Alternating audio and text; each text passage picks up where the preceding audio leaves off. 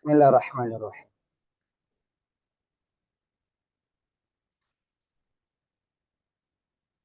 Alhamdulillah. Alhamdulillahi alladhi anzala ilayna syari'at al-islamiyya. Hiya al-manhajur rabbani. Alladhi irtadahu Allah subhanahu wa ta'ala liyutabbiqa fil ard. والذي لا يرضى عنه بديلا.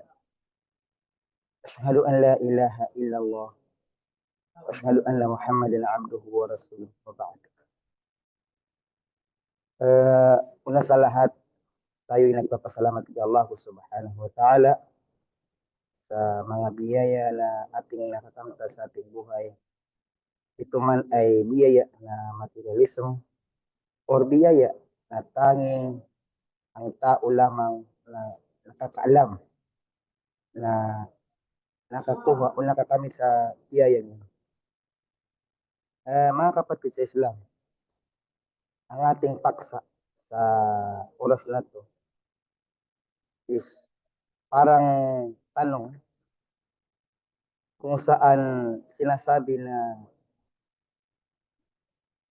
ang mga babaeng Muslim ay pwede nga bang makisali or pumasok sa politika. Uh, Dahil nabanggit doon na Muslim, so ang pwede tanggapin natin lang na sagot ay about sa pagka-Muslim. Hindi na natin bibigyan ng paksa o bibigyan ng paliwanag yung mga ibang paniniwala or mga batas sa ating panahon. Kasi napakaraming batas na nagpapaliwanag dito.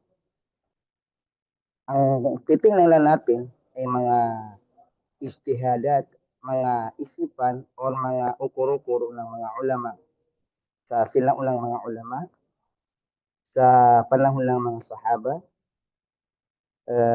Ewan ko lang kung sa yung iba sa atin o mga kasama natin is alam kung sino mga sahaba.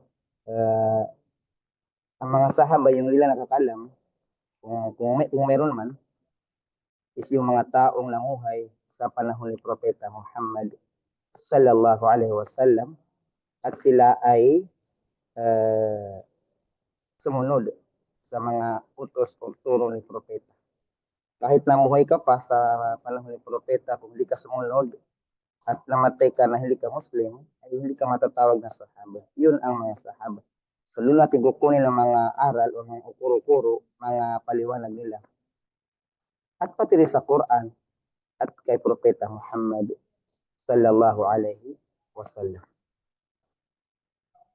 Pangalawa is mga paliwanag ng mga tabi'in, mean yung mga taong namuhay pagkatapos ng mga sahaba. Sila yung tagasunod ng mga sahaba na namuhay at sumunod sa yapak ng mga sahaba at sila ay namatay sa kanilang pagsunod sa Islam. Kahit namuhay ka pa o namuhay pa yung taong yun sa panahon ng pagkatapos ng mga sahaba na hindi nag-Muslim o hindi pumasok sa Islam, hindi matatawag na tabi'in. Mga kapatid sa Islam, ang batas ng Islam, hukum syariah, batas ng Islam, is hindi lang tumatalakay sa anong batas ng Quran, kung saan ang hahanapin mo lang ay yung material o yung pinakapunto na word. Kumbaga, hanapin mo yung nabanggit na ito ay haram, ito ay halal. For example,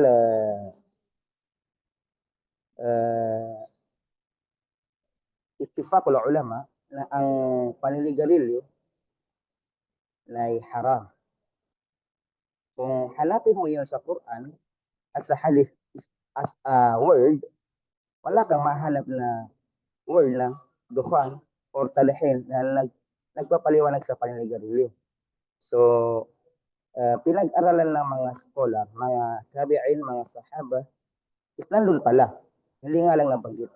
So yun ang parang bibigyan natin ng sagot sa tanong na pwede nga bang makilahok ang mga kapatid natin, mga sister natin na Muslim, mga babae Muslim sa political.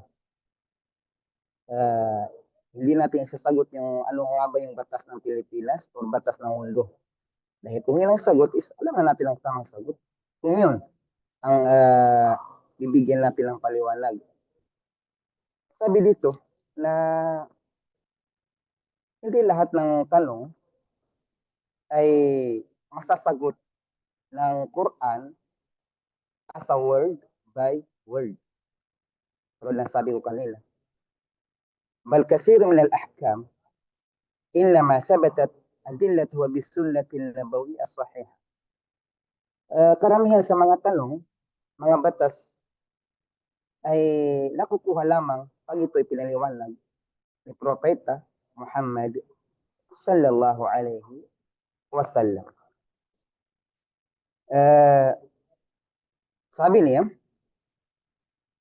sinabi ni Allah subhanahu wa ta'ala, or sinabi ng paliwanag dito na ang Muslim ay obligatory sa kanya, or obligasyon niya na sundin kung anong turo ng Quran at kung anong turo ng Sunnah. Yung totoong Muslim o yung Muslim na mahigpit sa pagka-Muslim. That mean na mahigpit is yung sinasabi ng mutasyaddidun, yung sobrang higpit. Hindi na yung sabing mutasyaddid na hindi naman literally na sobrang higpit, yung sumusunod sa mga batas, kung saan yung batas na yun ay nauukol sa paliwanag ng Islam. Hindi yung sobra. Yung, kasi yung sa panahon natin ngayon, parang may mga ibang Muslim na tinatawag ng mutasyaddidun. Yung sobrang higpit na, kahit pwedeng gawin, ay parang sinasabi na bawal yan. So wala naman nahanap na kahit istihadat o yung paliwanag ng mga ulama natin o mga scholar na mga sinauna at mga scholar natin sa panahon natin ngayon na kibarul ulama. Tayyib. Sabi niya, sinabi ni Allah subhanahu wa ta'ala sa suratul Nisa, Ya ayyuhallazina amanu ati'u Allah wa ati'u Rasul wa ulil amri minkum. O kayong mga nanampalataya kay Allah subhanahu wa ta'ala.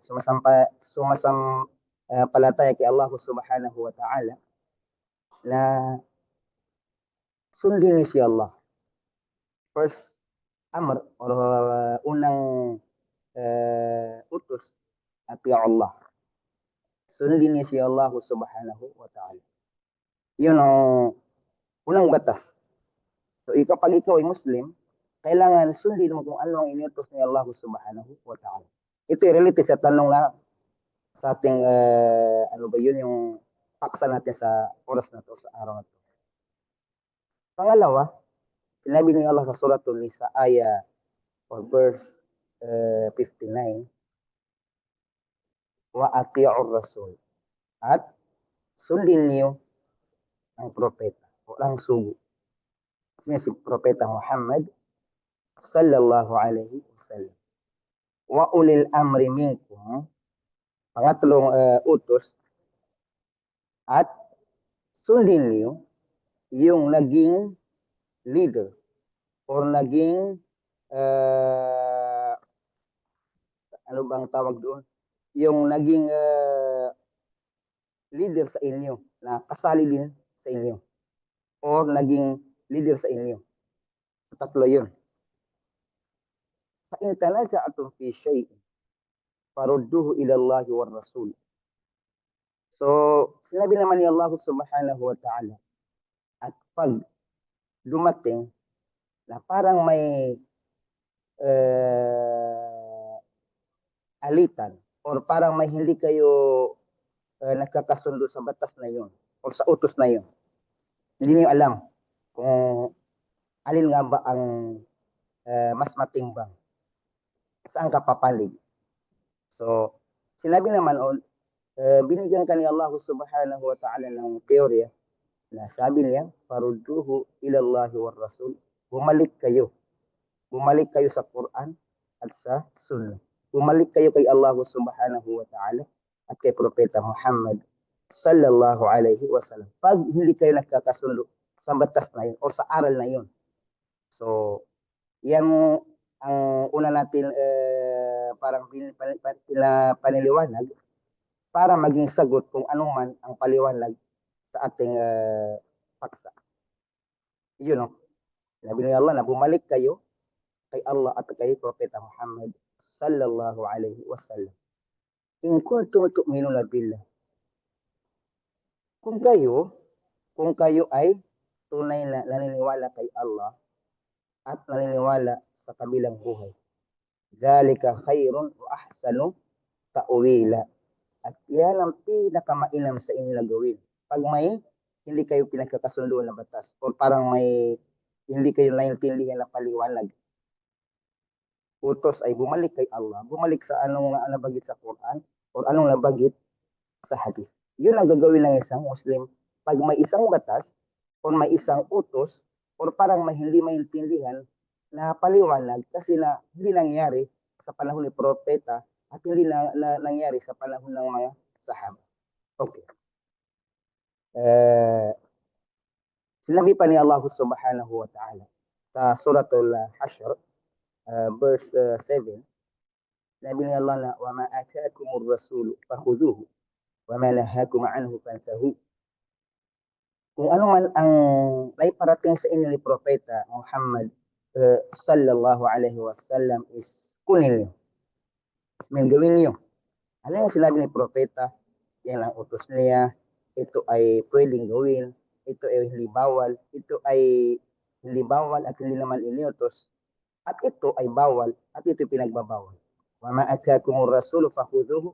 Kung ano man ang naiparating sa inyo ni Propeta Muhammad sallallahu alaihi wasallam na utos, fakhuduhu. Gawin niyo. Wama nahakum anhu fantahu.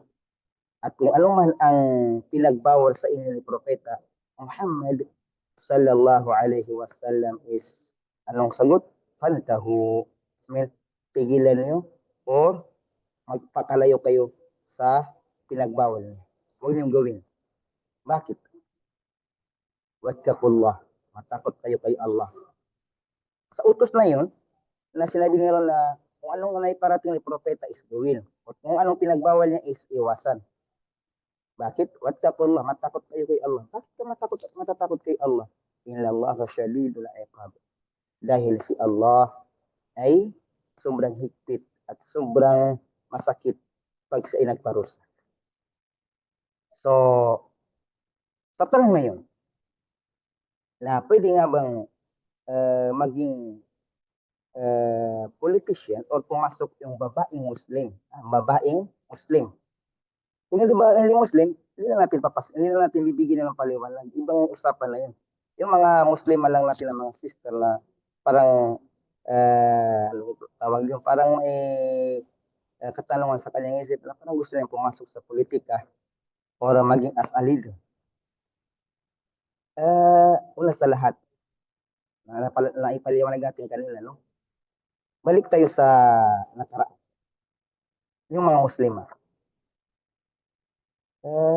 Si Maryam,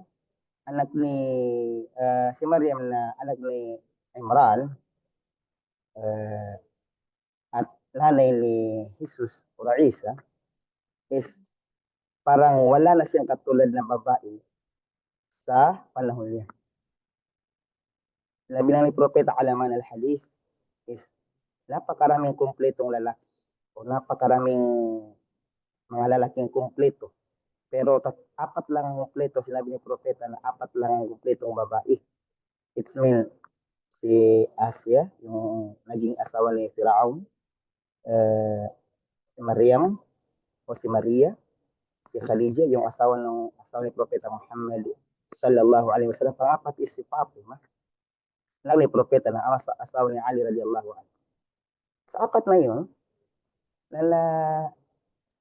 sinabi ng mga ulama na si Maryam is parang napakasobra niyang pagsubok sa kanya. At kung totoosin na pagsubok na yun ay parang parang may alintulad sa isang propeta. Tapos sinabi ni propeta na kung mayroon lang maging propeta na babae, ay si Maryam na yun. So dahil hindi pwede, dalil, dalil is ebidensya na parang bawal na.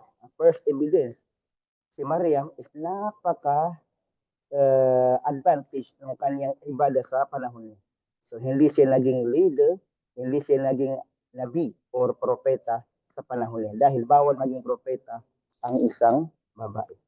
So sa makatuwid na walang naging leader or naging amir yung sila yung susundin sa mga batas. Wala naging leader na isang Muslima sa panahon ng mga sinauna. Lalo na sa mga panahon ng mga propeta. Iban lang yung mga imperyo na sa panahon ng mga propeta dahil may mga imperyo din na matataas. Ibang usapan na yun, may mga babae doon. So, hindi na natin yung bibigyan ng paliwanag. Nakafocus lang tayo sa kung anong Muslim dahil sa tanong natin na Muslima. Kung isa kang Muslim, kung hindi ka naman isang Muslima or sabi mo parang aanin lang or parang hindi ka pa as stricto sa iyong pagka-Muslim is yung parang may tanong. Pero pag sinabing isang Muslim ay dalil na, dalil or parang isang ebidensya na bawal, yung si Maria. Okay. Pagkatapos ni Mariam, ay may mga babae pang mga naging leader na hindi mga Muslima. Si Mariam, hindi siya naging leader kahit pa yung kanyang amal, yung kanyang nagawang ibadah, nagawang pagsamba kay Allah is parang katumbas na ng isang propeta. Binanggit ni Propeta Muhammad sallallahu alaihi wasallam na isinalaysay ni Ibn Majah, sabi ni Propeta, yushikur rajulu متكئا على أريكته يحدث بحديث من حديث فيقول بيننا وبينكم كتاب الله عز وجل وما وجدنا فيه حلال استحللناه وما وجدنا فيه من حرام حرمناه. Sinabi ni Propeta na siya si Ibn Majah na malapit nang dumating, sabi ni Propeta, malapit nang dumating ng araw na yung lalaki is nakaupo lang sa kanyang upuan. Tapos, na sasabihin lang niya o maghatol lang siya ng hay sugat ganito or ganon. Tapos sasabihin ng taong yun na ang pagitan natin at pagitan nila, sino ba yung sila? Yung mga taong hindi naniniwala kay Allah. Kitabullahi Azza wa Jalla. Yung Quran, ang pagitan natin. وَمَا وَجَدْنَا فِيهِ مِنْ حَلَالٍ اسْتَحْلَلْنَاهُ. Sabi ni Propeta na sa paliwanag ng mga taong yun, na kung ano man ang makikita natin sa Quran na halal or pwede, is gawin natin halal. Gawin natin legal. وَمَا وَجَدْنَاهُ فِيهِ مِنْ حَرَامٍ حَرَّمْنَاهُ. At kung ano man sabi ni Propeta na makita natin na bawal o haram, is gagawin natin haram. So, sa ganun, parang nakikita natin na pag pinaharam o ginawang haram, bawal ng propeta, is hindi na pwedeng gawing halal ng mga tagasunod niya. Pangalawa, na dalil. Hindi pa natin biligyan ng hatol yung tanong. No? Mga dalil muna, mga ebidensya muna, para pagkabigkas natin ng anong hatol ng mga ulama. Hindi tayo bibigyan ng hatol, no? Kasi sino tayo para bigyan natin ng hatol yung mga ganyan tanong. Kinukuha lang tayo ng teorya sa mga sinauna sa atin, binabasa lang natin sa mga libro, sa hadith, o sa mga paliwanag ng mga fasir, o sa panahon natin ngayon ng mga kibarul ulama, lalo na si Ibn Baz, si Fauzan, o si Ibn Uthaymeen. Tayo ay hindi tayo nagbibigay ng hatol. Wala tayo sa trono para magbigay. Ang sa atin lang ay sinasabi lang natin kung ano ang naintindihan natin sa mga libro. Okay. Pangalawa na dalil kung saan parang sinagot niya yung tanong, sabi niya, دلت الأدلة من الكتاب والسنة على عدم جواز parang may mga ebidensya sa Quran at sa Hadith kung saan pinagbabawal, hindi pwede na maging leader, maging politician. Kasi parang politika yun, sa tanong. Maging isang uh, uh, sinusunod. Ang nagbibigay ng utos or ano man yan, lil wilayatil ama. Yung sinasabing wilayatil ama, hindi pwede yung babae na siya ang susundin or ang kanyang batas or siya ang maging leader as a generally. Yung generally, for example, kung sa barangay ay ang leader na tinatawag na ala shakli la'am, yani in generally, paramihan is yung chairman or barangay chairman. Kung sa munisipyo, is yung mayor.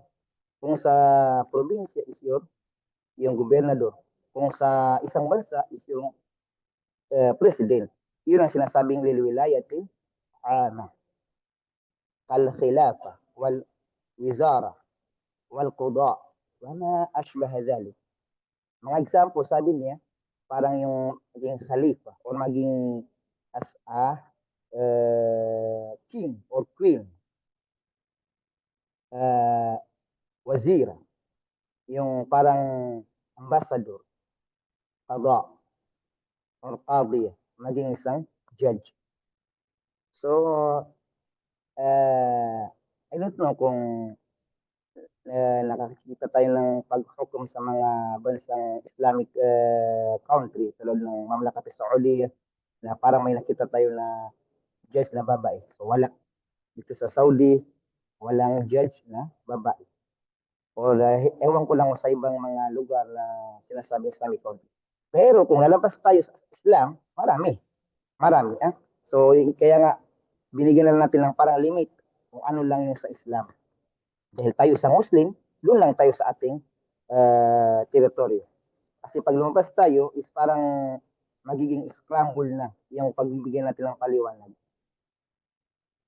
First dalil, sinabi niya na sinabi ni Allah sa Suratul Nisa aya verse 34, Ar-rijalu qawwamuna 'ala an-nisa bima faddala Allah ba'dahum 'ala ba'd bima anfaqu min amwalihim.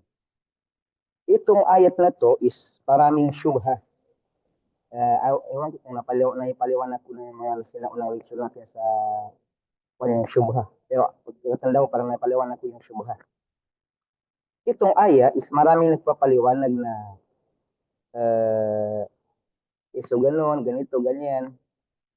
Ang pinakapunto dito, ar-rijalu qawwamuna 'ala nisa. Ang mga lalaki ay nauuna kaysa mga babae. Ang pagkauna na yun, number one is sila yung al-infaq, sila yung nagbibigay gastos sa mga babae, yung mga asawa nila. Na-discuss na ito kahapon siguro. Pangalawang kawam is yung lalaki ang nagbibigay guide sa babae. Pero sa panahon natin ngayon,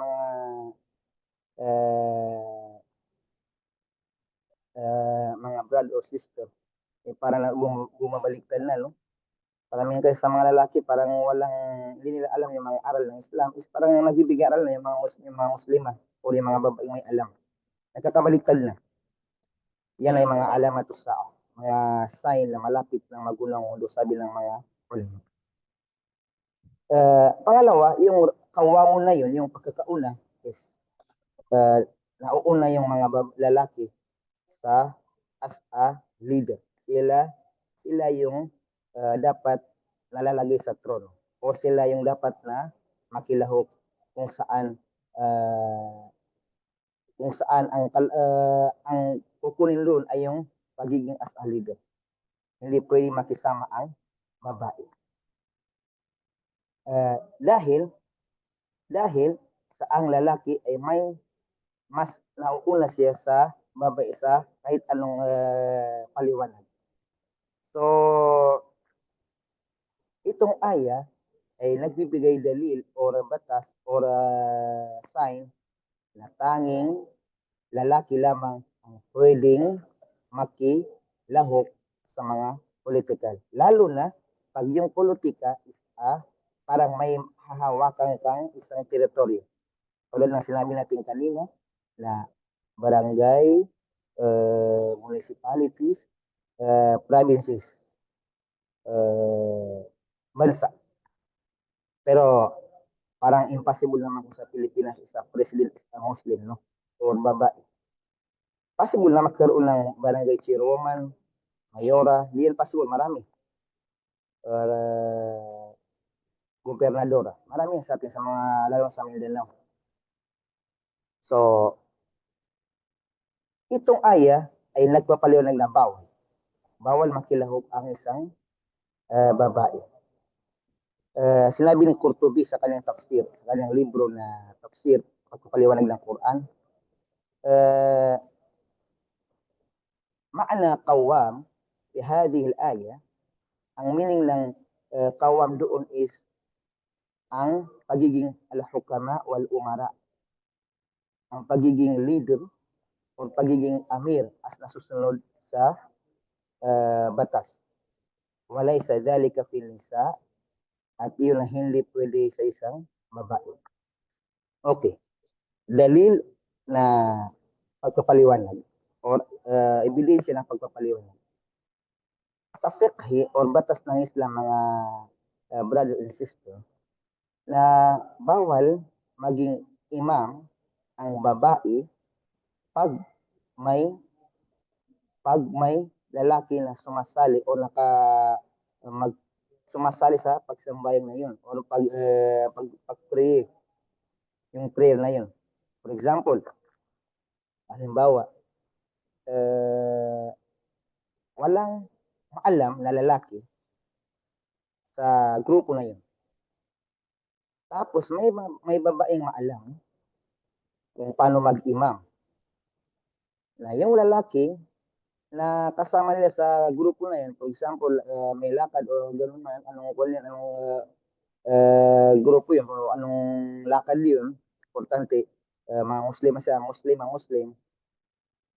Pag magsambayan yung mga babae na walang imam, dahil yung lalaki hindi maalam, bawal makilahok ang lalaki sa sambayang na yun o sala yung prayer na yun dahil ang imam niya ay babae. Dahil bawal, aram wa mamnuun fi syari'a, bawal, pinagbabawal, forbidden na mag-imam ang babae pag may lalaki na nakasali sa sambayang na yun. Kahit ito pa ay walang kaalam na sasambay yung lalaki, or kahit ito pa ay hindi pa valid. I mean, hindi pa naging totoong lalaki o yung hindi pa nagbinata. So, bawal. Kung magsambayan yung mga babae, na ang imam na babae tapos may bata na lalaki na sumali doon, ang sambayan nila is hindi tanggap. So, dalil yun, batas yun, na parang doon kinuha ng mga fuqaha teorya na bawal din maging leader yung babae kung saan may mga lalaki. Pero kung kayo lang mga babae sa isang lakad na wala kayong kasama lalaki, pwede. Kasi sinabi dito na lilwilayatil ama is magiging leader na siya ang taga-susunod sa isang nayon o isang bansa. Okay, siguro naman naintindihan natin na bawal maging imam ang babae pag may lalaki kahit yung lalaki na yun is bata pa. Alam natin na pag nag-imam yung babae, kunting kaalaman lang, in case na yung mga sister natin is magsambayan, na may alam yung isa sa kanila, na magsambayan sila as a jama'a, as a group, na pag nag-imam ka, sister, na lahat babae, pwede. Na ang pagkakaiba lang sa lalaki, ikaw ay tatayo sa gitna na kasama mo yung mga babae. Kung kaya nyo maging one lane, isang linya lang kayo, tapos nasa gitna ka. Kung anong pinakagitna, ay doon ka tatayo na kasama mo yung mga mauma o yung maumat mo yung mga kasama mong babae. Hindi tulad yung sa lalaki, mga nagsasambay ng mga lalaki na yung imam is sa unahan, tapos sa likod ay nandoon yung maong.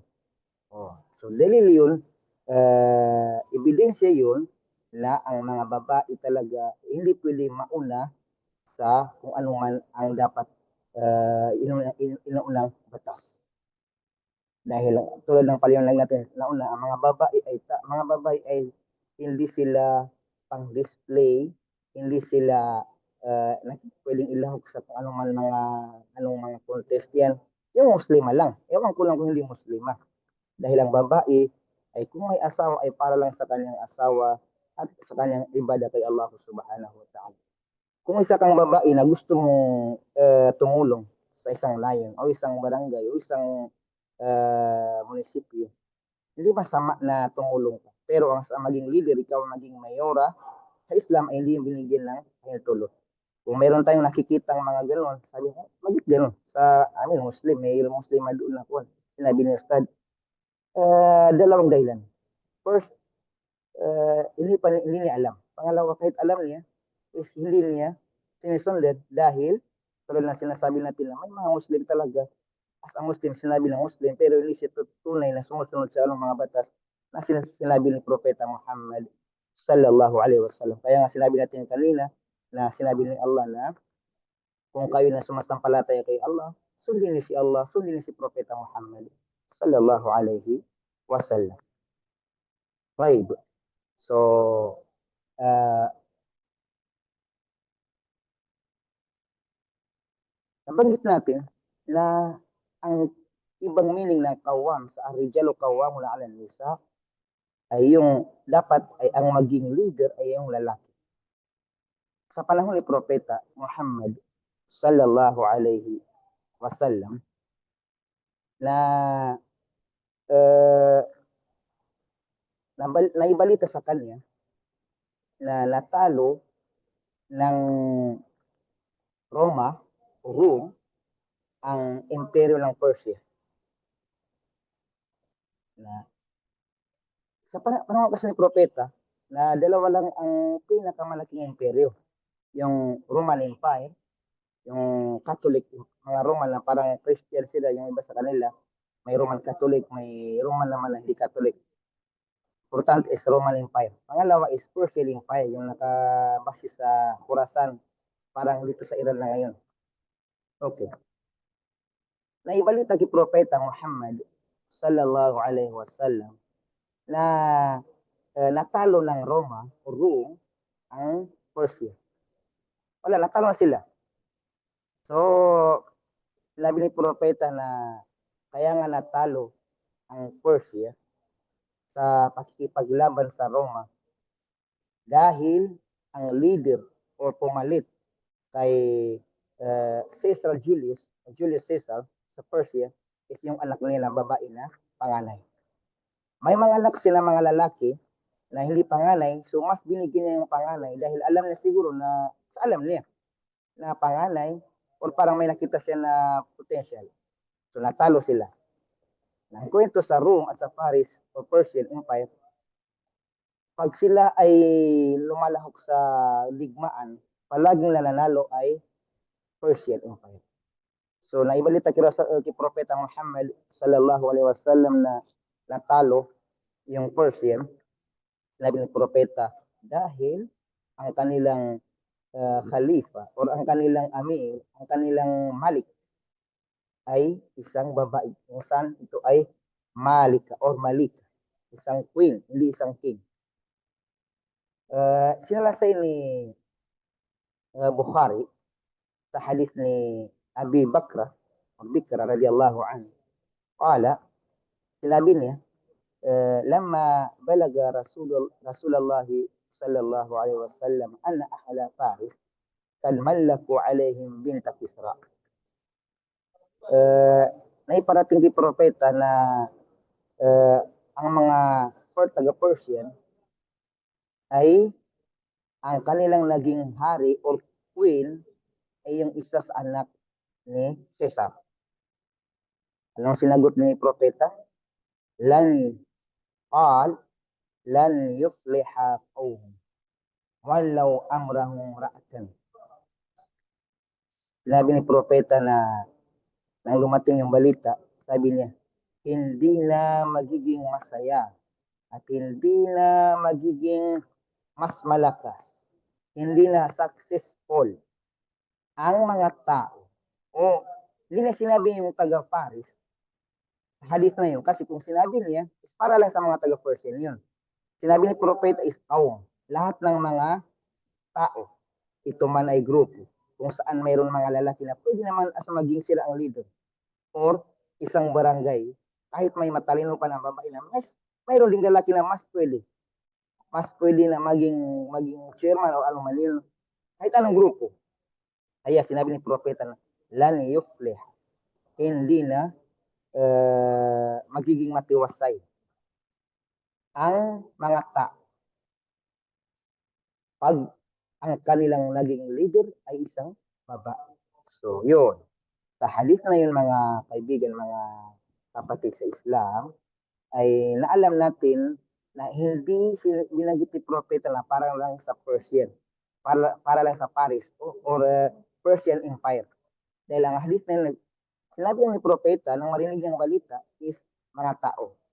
So, dalil ng mga ulama sa kanilang pag-ijtihad sa hadith na yun is lahat ng organisasyon, lahat ng grupo, o lahat ng bansa na pag ang kanilang naging leader ay isang babae ay hindi na magiging successful.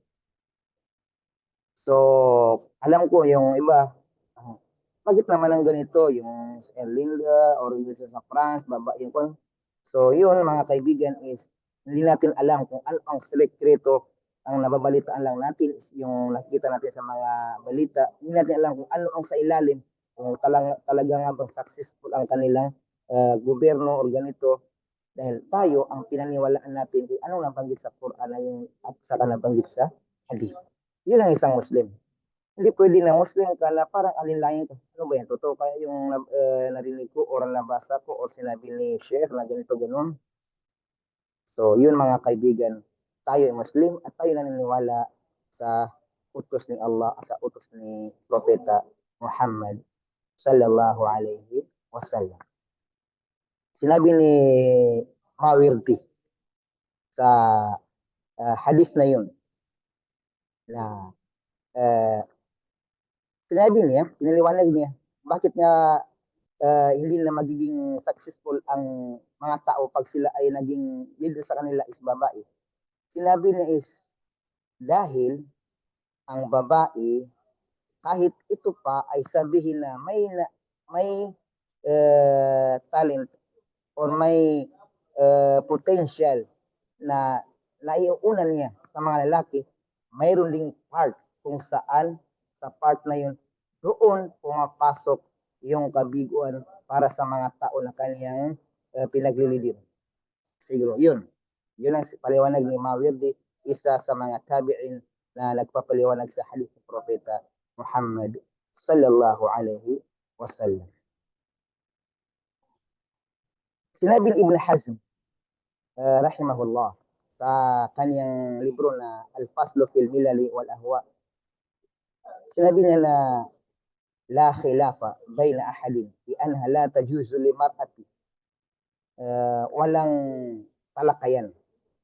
Hindi nagkakaiba ng pagbigay ng batas o paghatol ang mga ulama na ang babae ay bawal maging isang leader sa komunidad, sa isang barangay, sa isang municipality, sa isang provinces.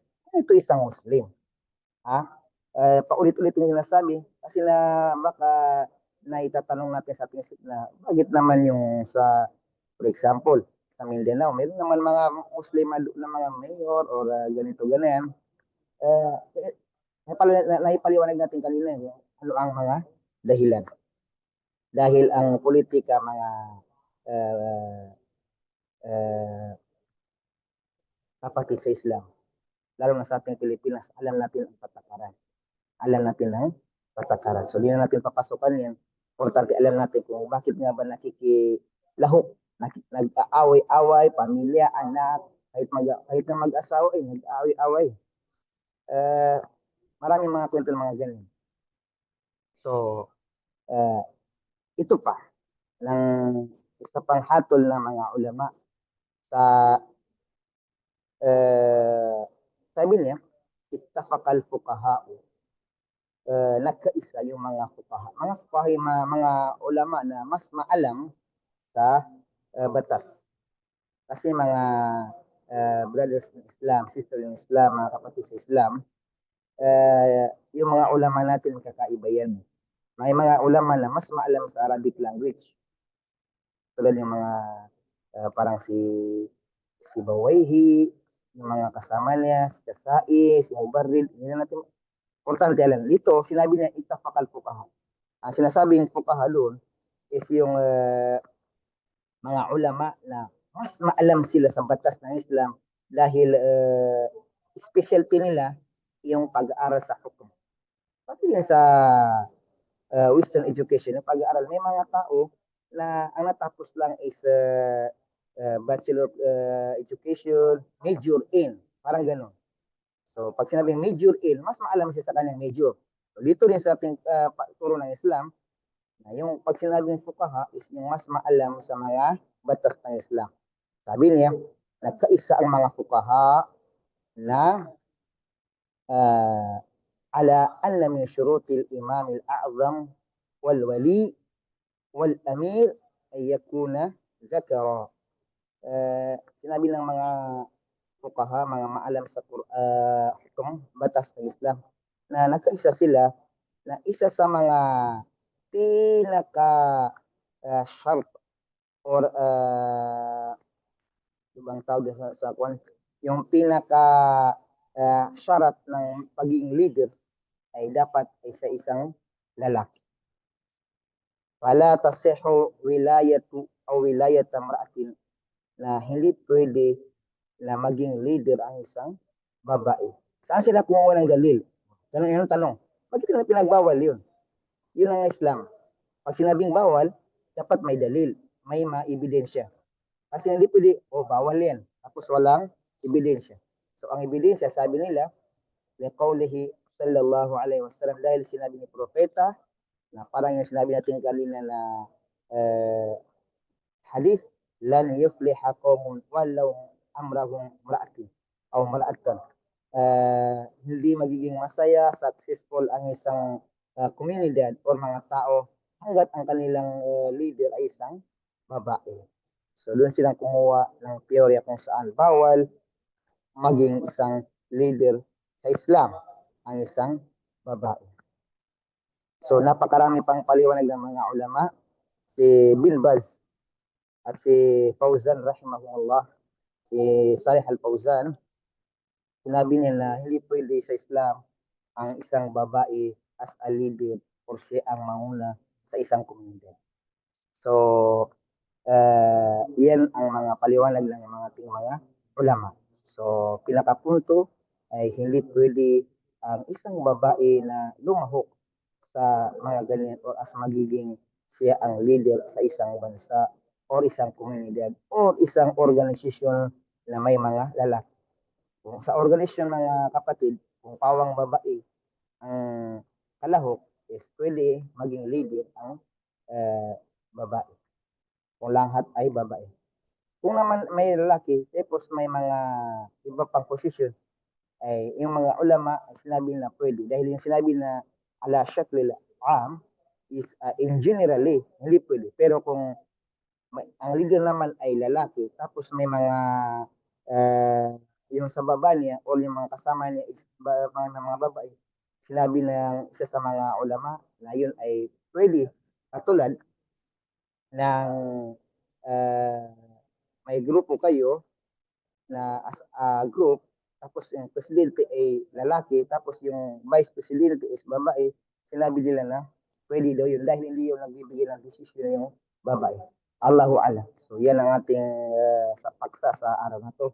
sana po ay nakakuha tayo ng konting aral sa ating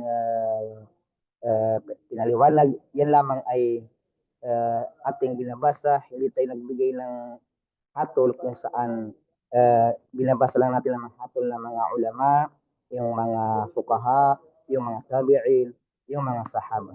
So, sana po'y gabayan tayo ng Allah subhanahu wa ta'ala sa araw-araw ng ating pamumuhay. So, hanggang dito na lamang. Assalamualaikum warahmatullahi wabarakatuh.